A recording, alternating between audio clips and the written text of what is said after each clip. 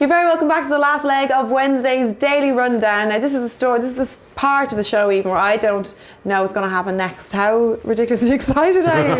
My goodness, we're going to look at some of the more unusual stories that have been making the news today. A 12-year-old girl from New York wound up running 10 extra miles after she got into the wrong road race. Oh. She had registered for the 5K race and she thought she was arriving late at the starting line when the race started. So she began running with the rest of the runners. It turned out she was actually running with the half marathoners. Is that a word? I like it. She realised about halfway through that she was in the wrong race but decided to finish anyway. She completed the half marathon in 2 hours 43 minutes. Yeah. Well done.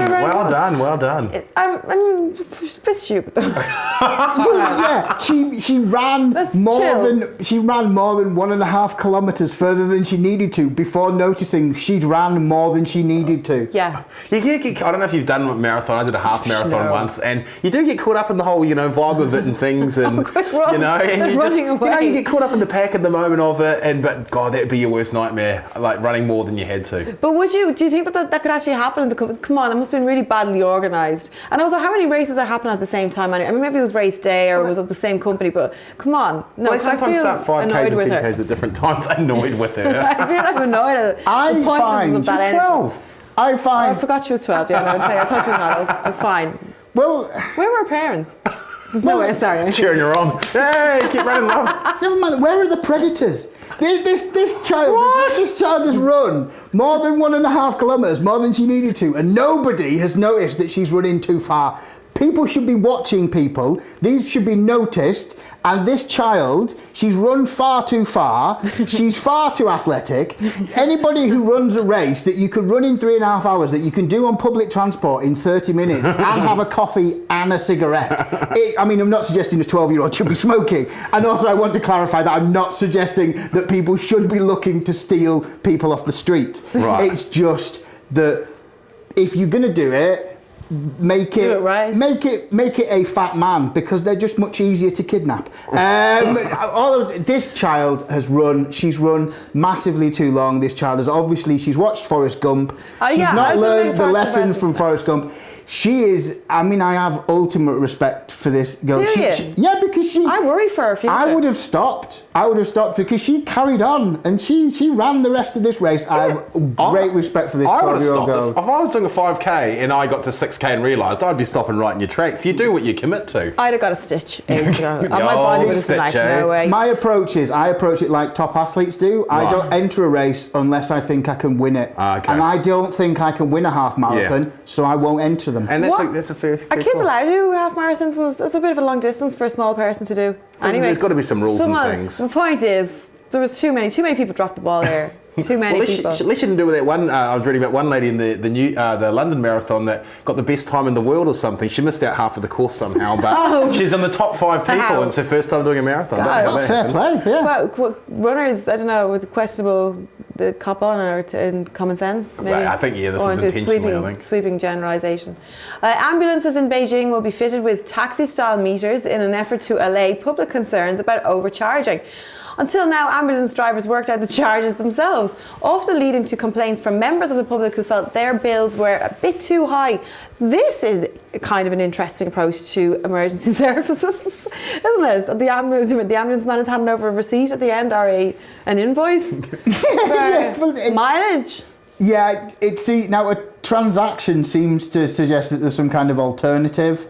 Like, are we now going to wait for like the birth of the Uber ambulance or something like that? I don't know. It seems strange. I the only thing I can compare it to, and it's not a great comparison, is myself and my partner at the time got a taxi in Tunisia, and it started off at the beginning of the taxi journey at a certain rate, and by the end of it had gone massively up to a higher rate.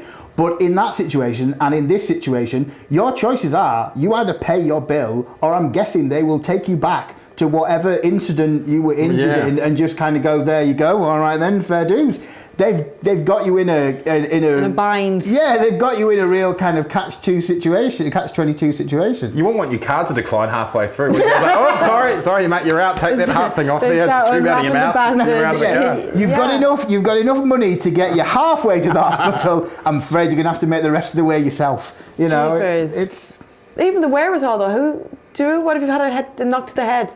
What if you're unconscious? Who settles up? So is this the idea that they actually charge you while you're in the ambulance? Like you get a receipt at the end, they put out like a cash machine and you swap. Yeah, they said basically hold your life-saving treatment just out of reach with your contactless card and go, It's it'll be those, do you remember years ago, those portable ones as well, so they'll be looking for a signal. They're like, there's money in there, there's money in there, it's not my fault. Like on the Virgin train down to London, be like, hold on, just wait for the next stop, we'll get through there. Exactly. I really hope Jeremy Hunt's not listening. Because he's been like, that's a good idea. Thank you very much. That's great, David. Let's move on quickly then. A woman entered a police station in Toulouse, France with 3 bags of cocaine.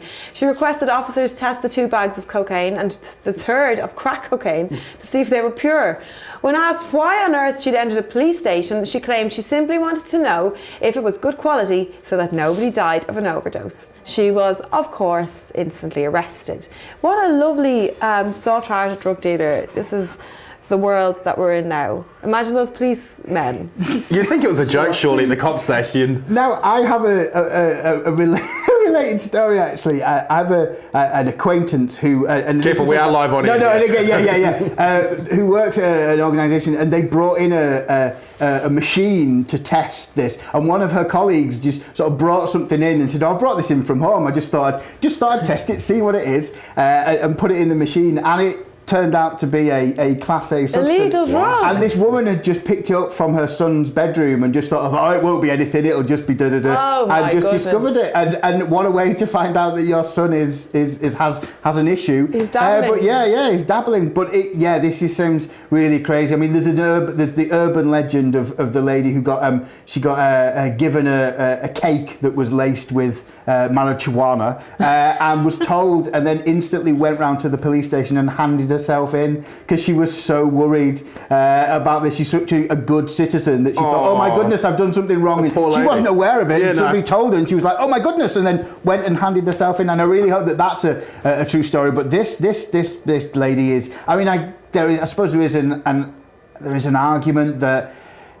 just be nice. People will be, there are evil people out there who will sell, evil substances, and it's better to get it. I suppose it's the breaking bile argument, isn't it? I mean, there's kind of that argument. At the same time, she must have known walking into a police station with 3 bags of cocaine that she was not walking out again. Like clearly, what's going on the side there, I think maybe she started her journey with 4 bags of cocaine, but by the time she got to the police station, she was like, there's only 3 She got left. there really fast. Best idea ever. Guys, thanks very much. That's all the time we have for this evening. Thanks to my lovely guests, Stephen Armstrong and Stu Tolan, and of course, maybe Frank earlier on. We're back again tomorrow night with another daily rundown, so we'll see you then. Good night.